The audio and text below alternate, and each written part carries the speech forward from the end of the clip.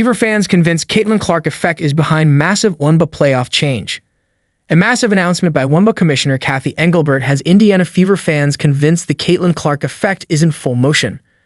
About an hour before Game 1 of the Wnba Finals between the Minnesota Lynx and the New York Liberty tipped off, Wnba Commissioner Cathy Engelbert took to the podium and announced massive changes to the league in 2025.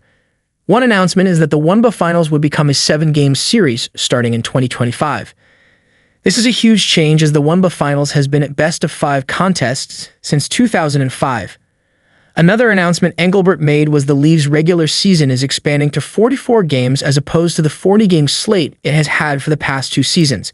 It had been at 36 games for the 2022 season, but has been either 34 or 32 games for the vast majority of the Wnba's history. Engelbert made a third announcement, rather than the first round of the playoffs, which is a best-of-3 series, starting with 2 consecutive games for the higher seed, and then the third game for the lower seed. It will instead be a 1-1-1 format, meaning the first and third games will be at the higher seed's home stadium and Game 2 will be at the lower seed's home stadium.